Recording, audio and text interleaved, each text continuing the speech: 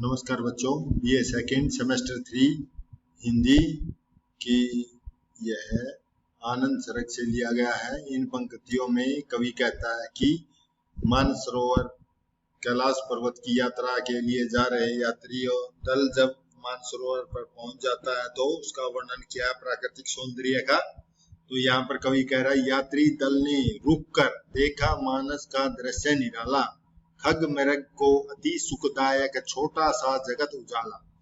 यहाँ पर मानसरोवर के प्राकृतिक सौंदर्य का वर्णन करते हुए कह रहा है कि जो यात्री दल थे, सारस्वत प्रदेश के यात्रियों का समूह ने उस मानसरोवर के दृश्य को देखा जो कि बहुत ही निराला माने अद्भुत था। वहां का दृश्य बहुत ही अद्भुत था। खग, खग माने क्या है? पक्षी। और मृग, मृग माने हिरण। वहां पर पक्षी और हिरण अति ही सुखदायक थे। सभी पशु पक्षी बहुत ही सुखपूर्वक आनंद दे रहे थे। छोटा सा जगत, वो छोटा सा जगत क्या था? अत्यंत जगत उजाला था। वह छोटा सा प्रकाश युक्त संसार के रूप में दृष्टिगोचर हो रहा था। मरकत की वेदी पर जो रखा हीरे का पानी। मरकत क्या है? मरकत माने मणि, मणि होती है। मणि की वेदी पर, मणि पर जैसे वो मानसरोवर था, यहाँ मानसरोवर के बारे में कह रही है कि मानसरोवर का पानी ऐसे प्रतीत हो रहा था जैसे मरकत, मणि की वेदी पर रखा हो हीरे का पानी। हीरे जैसा चमकता हुआ साफ पानी था। बिल्कुल शुद्ध निर्मल मानसरोवर का पानी चमक रहा था। स्वच्छ और सफेद हीरे का पानी रखा हो। और छोटा सा मुकुल प्रकृति का या सोई राका रानी। वह प्रकृति का क्या है? जो मानसरोवर का इलाका है वह प्रकृति का एक छोटा सा दर्पण जैसा प्रतीत हो रहा था। सोई राका क्या? राका रानी क्या है? पूर्णिमा। जब पूर्ण चांद निकल जाता है तो और भी सुंदर लगता है। तो जैसे जल के रूप में, उस मानसरोवर के जल के रूप में पूर्णिमा रानी स्वयं ही आकर वहां बैठ गई हो। वो पूर्णिमा की, चंद्रमा की चमक होती है, वह उस पानी पर आकर के स्वयं ही आकर बैठ गई हो। दिनकर गिरी के पीछे अब हिमकर था चढ़ा गगन में। दिनकर होता है सूर्य। दिनकर माने सूर्य, गिरी माने पर्वत, और हिमकर, हिमकर क्या है? चंद्रमा। जैसे वह संध्या वेला का कवि यहाँ वर्णन कर रहा है। मानसरोवर पर दिनकर माने सूर्य हिमालय के जो पर्वत के पीछे अब जा करके छिप गया है और चंद्रमा आकाश में चढ़ गया है और वहां पर चांदनी फैल गई है। कैलाश प्रदोष प्रभा में स्थिर बैठा किसी लगन में। प्रदोष प्रभा क्या है? संध्या की जो आभा थी, जो सौंदर्य था, कैलाश पर्वत पर संध्या की जो सुंदरता थी, वहां पर ऐसे लग रहा था जैसे भगवान शिव ध्यान में बैठा हो किसी लगन में। लगन माने ध्यान में, ध्यान में ऐसे लग रहा था जो कैसे कैलाश पर्वत ऐसे लग रहा है कोई व्यक्ति या आदमी कोई अपने ध्यान में भगवान का ध्यान लगाए हुए बैठा हो। संध्या समीप आई थी उस सर से। सर माने सरोवर, मानसरोवर, सरोवर से वलकल, वलकल वसना, वसना माने वस्त्र होती है, वलकल माने, वलकल का अर्थ है जो वृक्षों की छाल होती है, वृक्षों के छाल के वस्त्र धारण करते हैं। तो उस संध्या के समीप, उस सरोवर के समीप, उस सरोवर के समीप ऐसा लगता था कोई वृक्षों की छाल के वस्त्र धारण करके उसके समीप आई हो।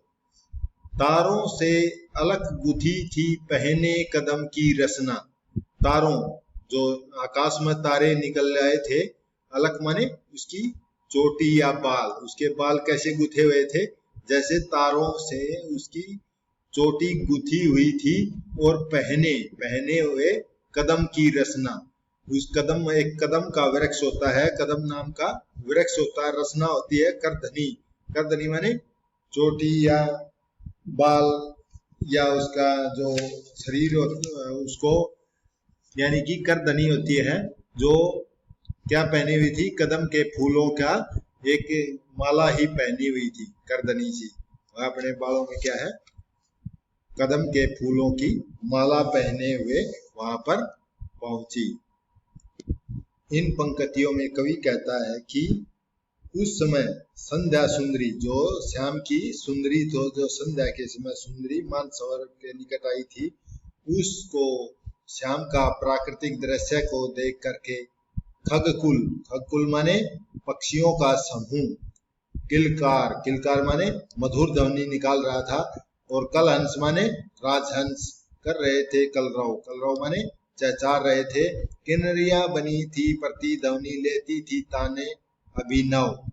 तो इन पंक्तियों में कवि कहता है कि श्याम की समय जो पक्षियों का समूह था वो चहचाहट और किलकार कर रहा था, और राजहंस भी अपनी मधुर कलरव ध्वनि का गुंजन कर रहा था। और यहाँ प्रतिध्वनि माने प्रतिध्वनि, ध्वनि का टकरा करके वापिस पर्वतों से टकरा करके वापिस आती हुई ध्वनियां ऐसे गूंज रही थी कि जैसे किन्नरियां कौन होती हैं? जैसे किन्नरियां क्या होती है? जो गीत गाती हैं किन्नरियां, उन ऐसे ताने, ऐसी तान लगा करके गीत गा रही है, जो पक्षियों के समूह और राजहंसों की चहचहाट से इस प्रकार की ध्वनि उत्पन्न हो रही थी कि वह पर्वतों से टकराकर ध्वनि वापस प्रतिध्वनि आ रही थी। तो ऐसा प्रतीत हो रहा था जैसे किन्नरियां, जो किन्नरियां गीत गाती है, किन्नरियां तान तान दे करके गीत गा रही हो। वहां पर मानसरोवर के निकट, मानसरोवर के निर्मल जल तट पर मनु, जो मनु था, मनु ध्यान में निरत माने लगा हुआ था, ध्यान में बैठा हुआ था। सुमनों की अंजलि भर करके श्रद्धा थी खड़ी निकट में। सुमन माने फूलों की, फूलों को अपनी हाथों में भर करके श्रद्धा उनके पास खड़ी हुई थी। इन पंक्तियों में कवि कहता है श्रद्धा ने सुमन बिखेरा सत सत मधुपों का गुंजन, भर उठा मनोहर नभ में मनु तन में उन्मन।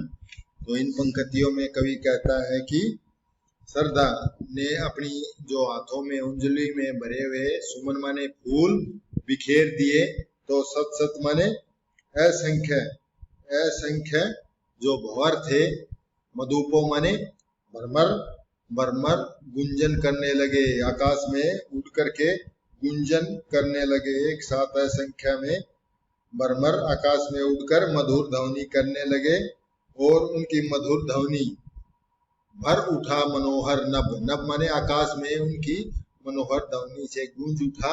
मनु तन्मय, तन्मय माने ध्यान में बैठे रहे।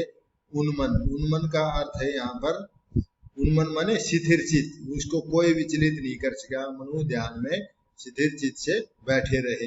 पहचान लिया था सबने फिर कैसे अव्यक्त थे, जो यात्रीगण उनके दर्शन के लिए आए थे, उन्होंने उनको पहचान लिया था, फिर उन पर रुका नहीं जा रहा था, वे उससे मिलने के लिए बेचैन हो गए थे।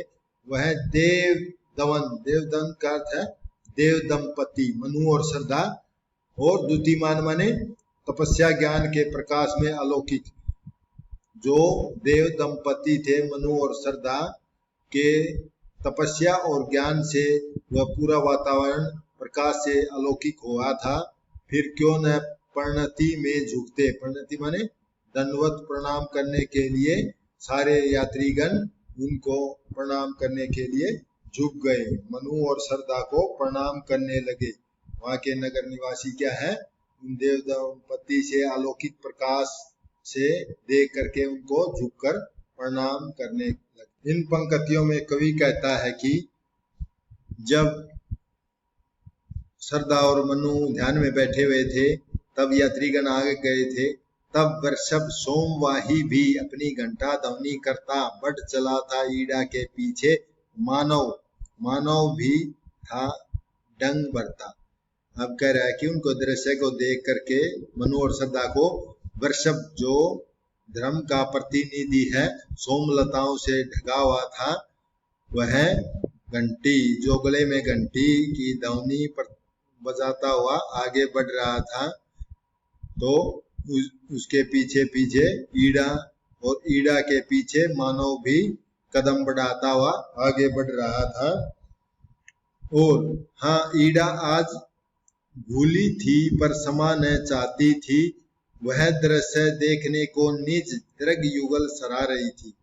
परंतु आज ईड़ा है, आज अपने द्वारा किए गए अपराध को अपने प्राय की भावना से पूर्णतः भूल चुकी थी, अपने प्राय की भावना को भूल चुकी थी, पर वह अपराधों के लिए समायाचना नहीं करना चाहती थी, समायाचना नहीं करना चाह रही थी।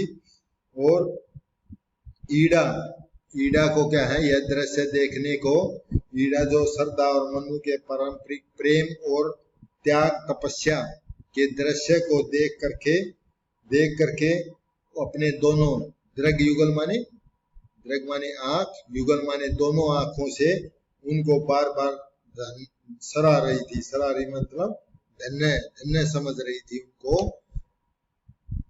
श्रद्धा और मनु को, दोनों को धन्य सरा रही थी उनको। चीर मिलिन प्रकृति से पुलकित चेतन पुरुष पुरातन। इन पंक्तियों चीर मिलिंद माने अनंत काल से आपस में मिले हुए, प्रकृति माने श्रद्धा जो ईश्वर की शक्ति है, चेतन माने पुरुष जो, और पुरुष पुरातन माने शिव रूपी मनु, शिव रूपी मनु। कवि कहता है कि मनु श्रद्धा के साथ आनंद मगन होकर इस प्रकार सुशोभित हो रहा था, जैसे आदि शक्ति, जैसे अंत काल से आदि शक्ति के साथ अनंत काल से परस्पर मिलकर, आदि जो शक्ति है जो अनंत काल से मिलकर ऐसे प्रतीत हो रही है, जैसे भगवान शंकर रूपी जो मनु था, चेतन पुरुष था, चेतन पुरुष अतिशय प्रसन्न दिखाई दे रहा था। चेतन पुरुष पुरातन जो भगवान शंकर अतिशय प्रसन्न दिखाई दे रहा था, शक्ति मिल रही हो। निज शक्ति तरंगित था, अंबु आनंद अंबु निधि शोभायन। यहाँ अंबु माने सागर है, निधि माने खजाना, आनंद माने आनंद से परिपूर्ण। यहाँ अंबु निधि माने सागर, निज शक्ति माने अपनी शक्ति। जिस प्रकार विशाल सागर अपनी तरंगों से, तरंगियात माने तरंगों से लहराता हुआ सुशोभित होता है, उसी प्रकार शिव रूपी मनु भी अपनी शक्ति, शिव की जो शक्ति थी, शिव माने पुरुष पुरातन माने चेतन पुरुष, और पुरुष पुरातन माने शिव रूपी मनु भी अपनी शक्ति से आनंद रूप से तरंगित दृष्टिगोचर हो रहा था। तरंगित माने तरंगे उत्पन्न हो रही थी, आनंद रूपी तरंग से प्रकाशमान अलौकिक था, भर रहा था। अंक माने यहाँ गोद है, अंक माने गोद। श्रद्धा का मानव उसकी अपना कर, यानी जो मानव उसका पुत्र था, किसका, श्रद्धा और मनु का, वो मानव अपनी माँ श्रद्धा की गोद में आकर बैठ गया था। ईड़ा का शीश चरणों पर, जो ईड़ा थी, ईड़ा का शरीर भी श्रद्धा के चरणों में झुक रहा था। और पुलक माने पुलक भरी माने रोमांचित होना, उसका अर्थ है रोमांचित, गदगद सवर माने भाव विभोर होना। तो और उसका जो ईड़ा थी, जो बुद्धि का प्रतीक थी, वह पुलकित और भाव विभोर सवर से श्रद्धा से कहने लगी, उसके चरणों में झुक करके भाव विभोर होकर कहने लगी गदगद सवर से। ईड़ा बोली, मैं धन्य हुई जो यहाँ भूल कर आई, हे देवी तुम्हारी ममता बस मुझे खींच लाई। तो ईड़ा कहती है, मैं धन्य हूँ तुम्हारे दर्शन से, मैं अपने सारे पाप भूल गई हूँ, मैं तुम्हारी शरण में आई हूँ, मैं भूल गई हूँ जो पाप किए। हे देवी, हे भगवती, देवी माने भगवती, तुम्हारी ममता बस मुझे खींच लाई, यानी कि मैं आ नहीं पा रही थी तुम्हारे पास, परंतु जो तुम्हारी ममता ही आज मुझे यहाँ खींच लाई, जो कि मेरी कोई इच्छा नहीं थी।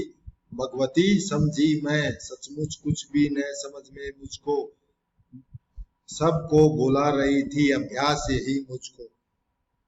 देवी, मुझे आज इस बात का वास्तविक ज्ञान हुआ है कि सचमुच मुझे अब तक कुछ भी समझ नहीं थी, यह मेरा स्वभाव बन गया था, मैं सबको भ्रम में डालकर प्रतिकूल मार्ग में डाल रही थी, अभ्यास यही था मेरा, यानी सबको भ्रम में डाल रही थी।